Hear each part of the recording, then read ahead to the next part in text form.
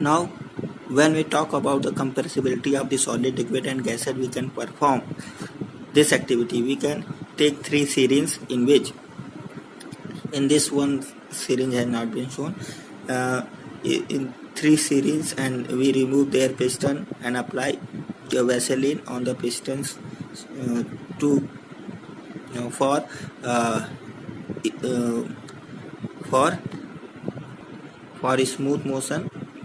Now we close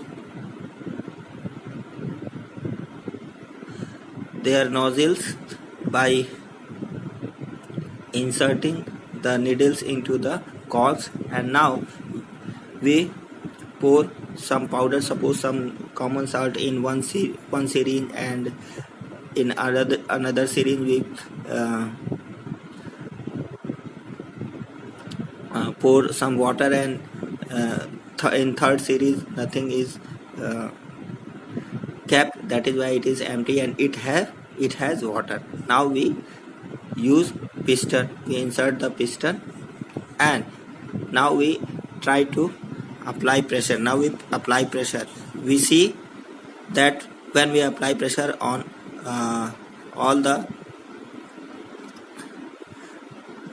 pistons in three series, there is no the piston of solid does not comes down. Likewise here the piston of liquid does not comes down, but here gases the piston comes down. It means gases can be compressed easily, and liquid cannot be compressed easily, and it cannot be compressed, and solids cannot be compressed. This is why we can say the gases are highly compressible, and solids and liquids are cannot be compressed.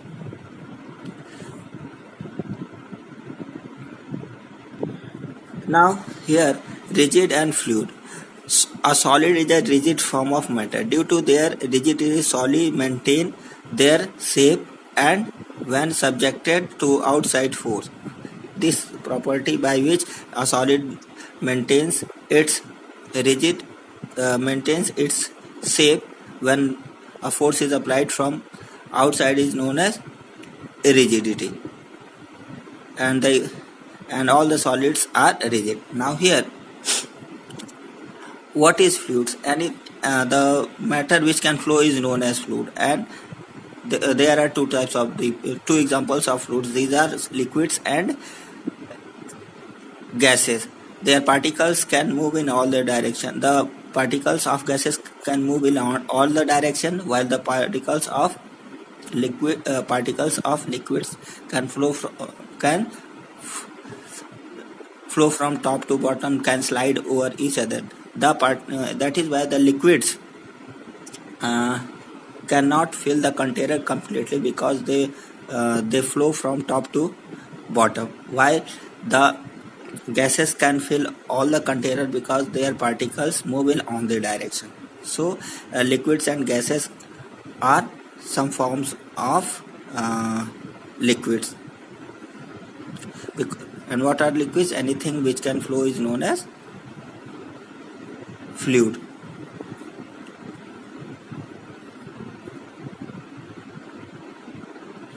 It means liquid and gases are the form of the fluid.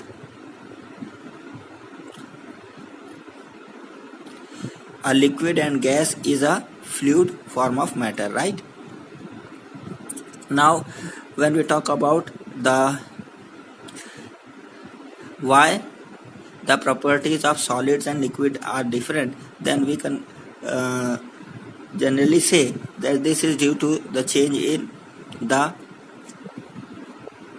kinetic energy of the particles, and force and interparticular space among the particles, and the force of attraction among the particles. Now here, one by one, we will discuss each and everything. As we know that there are different types of the matter, different physical state of the matter, solid, liquid and gas, and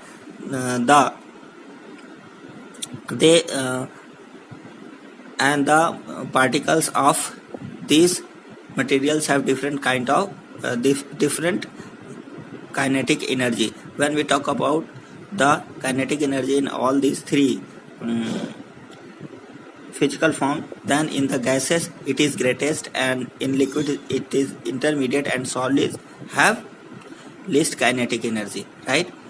And here when we talk about the interparticular space, it means the distance among the molecule, distance between the particles of the material or matter is known as interparticular space.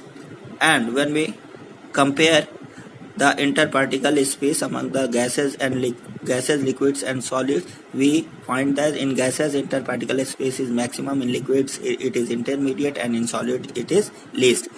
Now the interparticular force of attraction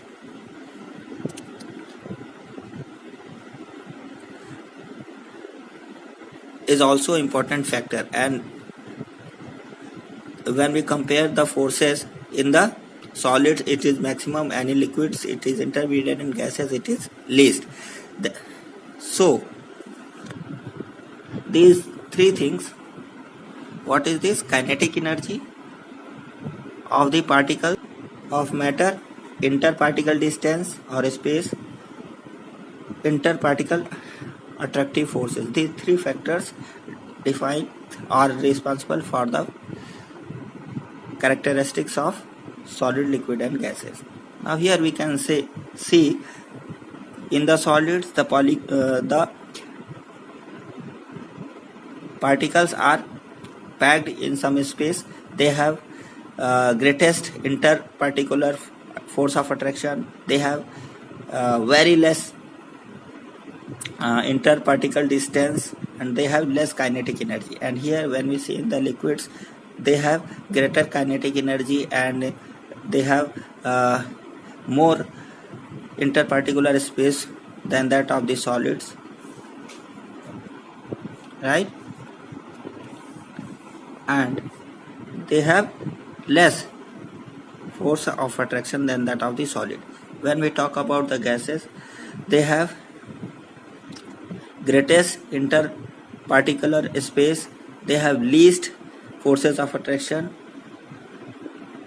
right? And greatest interparticular space. Due to these things, they have different properties like solid, liquid and gases. These all three factors are responsible for the the properties of solid, liquid and gases. Due to these properties, because when we talk about the solids, particles have high force of attraction, least interparticular space and least kinetic energy. They have fixed shape and fixed volume. And here when we talk about the liquid, they have less force of attraction and greater kinetic energy than that of solids. The particles can slide over each other, and they have less force of attraction, but the particles generally do not leave the boundaries of the liquid. That is why their shape is not fixed. The particles can slide over each other. That is why the liquids can flow, and they can take the shape of the container in which they are kept. And here the particles of gases have highest kinetic energy, they have greatest interparticular spaces and least force of attraction. That is why they can move in all the direction. That is why when they are kept in a container, they fill the container, and their shape and their volume is not fixed. Here in the liquids, the shape is not fixed but volume is fixed.